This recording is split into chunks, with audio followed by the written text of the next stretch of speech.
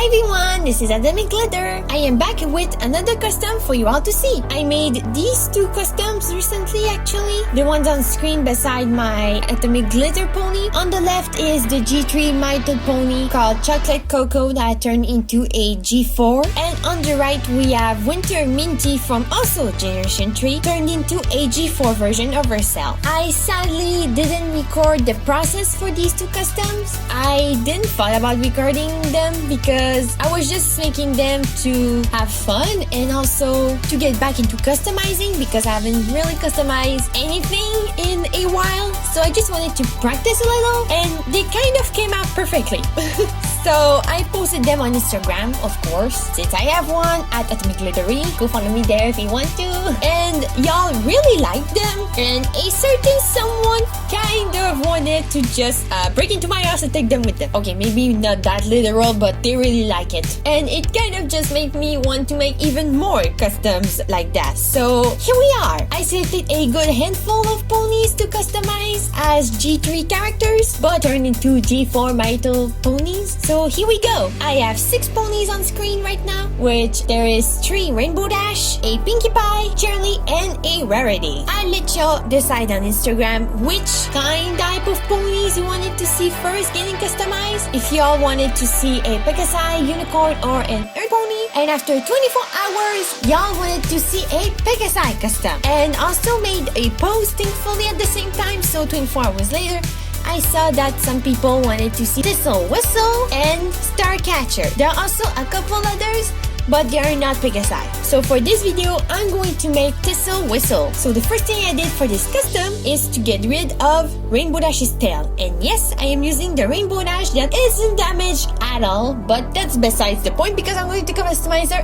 anyways. After I was done removing the remaining hairs of her tail with pliers, I used 100% acetone on a tissue to wipe off her eyes, cutie mark, and most of the paint of her hair, which wasn't really necessary and you'll see why soon. So, once her hair was all nice and clean, I decided to chop it off because I looked up Thistle Whistle's personality, what kind of pony she is, and she's like a really soft and kind character. She's supposedly also shy, and also Rainbow Dash's hairstyle is not at all close to the G3 hairstyle. I know all G3s have the exact same hairstyle, but I thought that Thistle's Whistle hairstyle, slightly curly and wavy, was really pretty, and I wanted to make a similar hairstyle for her G4 version. So that's what I did. First thing I did for that is to get rid of her bangs completely. Using an X-Acto knife, I chopped off the majority of her bangs and went back in to chop off the remaining bits. I didn't chop off the back of her hair because I thought it actually looked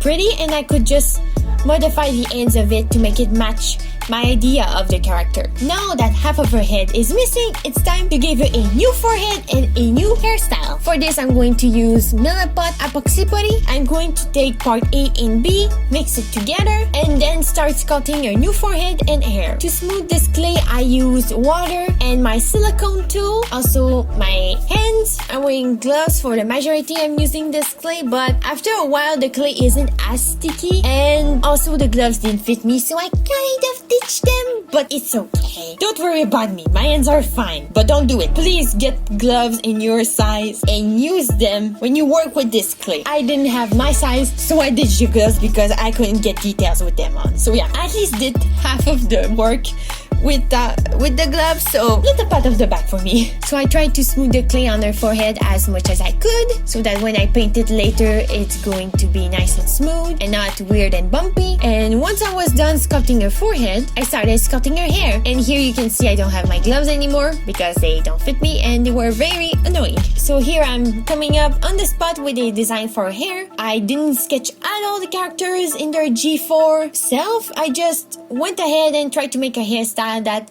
hopefully you think matches Thistle's Whistle design, personality, and just I hope you think it looks good on her. And that also kind of looks like the G3 hairstyle, but a version that actually is for the character and not for everybody. I just wanted her to have a curly fringe, and the other pieces are just curly or wavy pieces of hair. And to sculpt the clay, I am using my silicone tool and my X-Acto knife. And of course my hands and fingers. I let the clay cure overnight and the next morning I could finally start painting her. So after one coat of paint, I wasn't really satisfied with how she looked with her hair, so I gave her some extra curls on both sides. I let that cure, and then I continued painting, and I was way more happy with those extra curls in her hair than what it was before. It didn't look like Rainbow Dash's hair anymore. It looked like completely different hair, and I was really happy with that.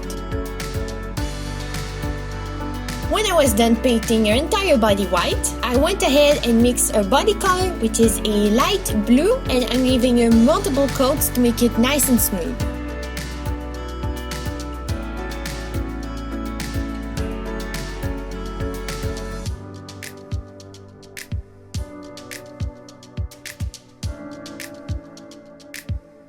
Once I was done painting her entire body blue, I marked on her head each strand of hair which one is going to be which color, because her hair is bright yellow and also bright pink. So I used a watercolor pencil in red and yellow to mark each strand of hair with their respective color. Then I mixed her bright pink and her bright yellow in my painting palette. For the yellow, I use neon yellow and daffodil yellow.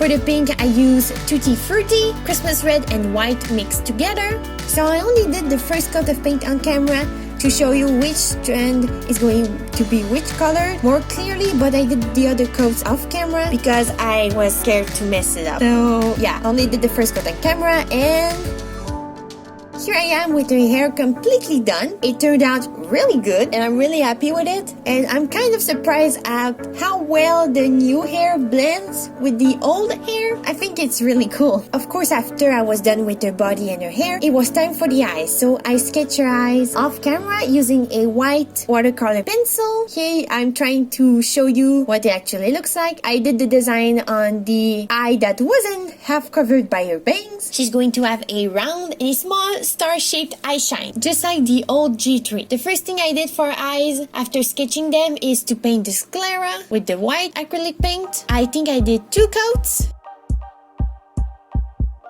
After I was done with the white, I went ahead and sketched her new iris, but this time with a green watercolor pencil. And then I found my bright green colored acrylic, which I'm desperately trying to squeeze out of this tiny tube of paint because there's barely anything left. And I'm using that for the green in her iris. Now it's time for the lighter part of her green eyes, which is more yellow. So I am mixing neon yellow with daffodil yellow to make it a little bit more opaque.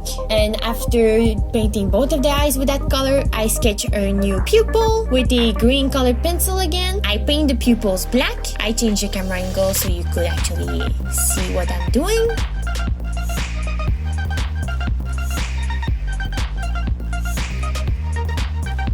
And then I got out my white watercolor pencil and I sketch out her new highlights for her eyes. I'm sketching the round one and the star-shaped one.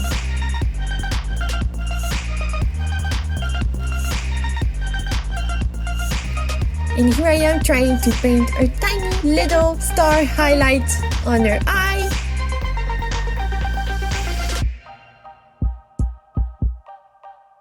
And came out pretty good. And then I did the other side too, trying not to mess up. And somehow the other side came out better than the first side. And then I got my dotting tool and I painted on her round highlights.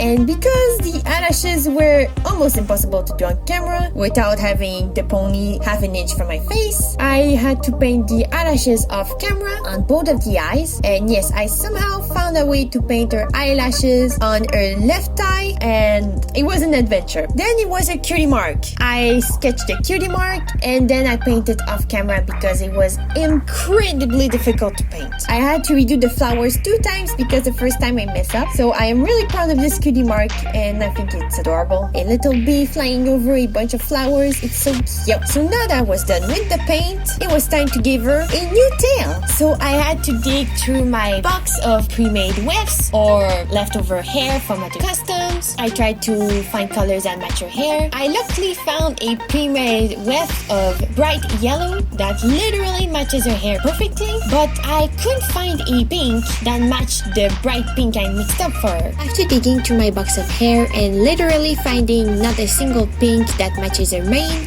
I tried to make a pink that would match her hair using my alcohol-based markers. To change your yarn with alcohol-based markers, just color the yarn and then use your flat iron to seal the pigment in the yarn. And also, to be sure that the color isn't going to rub off, you should rinse it with some water. For some reason, the color didn't stick to one of the wefts. I think the color was too light to do any changes because it was basically the same color as the yarn. One color turned out red, another one turned out too dark, and the one I actually had hopes for turned back into a very light shade of pink. So I had to resolve to my huge bag of yarn, which I didn't want to get out because I was a little lazy to go dig through that, but I had to. I wanted her to have a tail that would match her hair. I looked at some pale pink yarn thinking maybe I could change the color, but after the fail I just had beforehand, I wasn't sure if it was going to work. So I dig some more. I ended up just putting every single body of yarn on the ground, and I found a pink that seemed to match really well with her hair. I was like, oh my god, this is a color. I found it. So I was really happy, and then I just put all my balls of yarn away, and now that I found the perfect color that actually matches her hair, I'm going to make some waves out of it. I cut out a few pieces of yarn.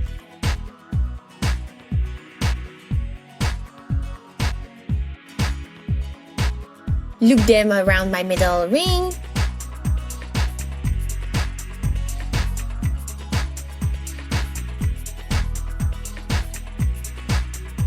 Brush them out with my pet brush. Straighten them with my flat iron.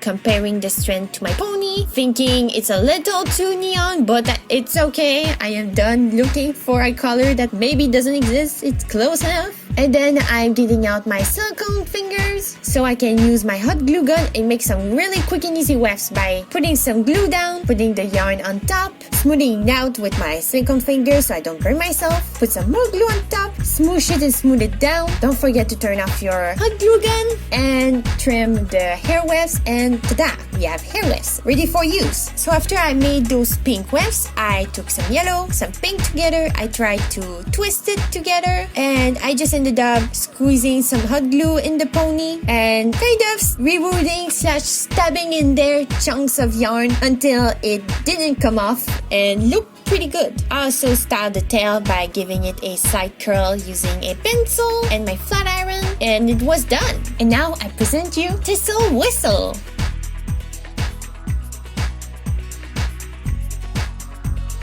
Let me know in the comments down below what you think of her, and if there are any other characters from Generation 3 or pony figures from Generation 3 you would like to see as a G4 custom. Let me know in the comments down below which one of them you would like to see. Like this video if you want, and subscribe if you want to. And if you're interested, I have Instagram and I have Equestria Amino. I'll leave the link in the description down below, and I hope to see you guys very soon.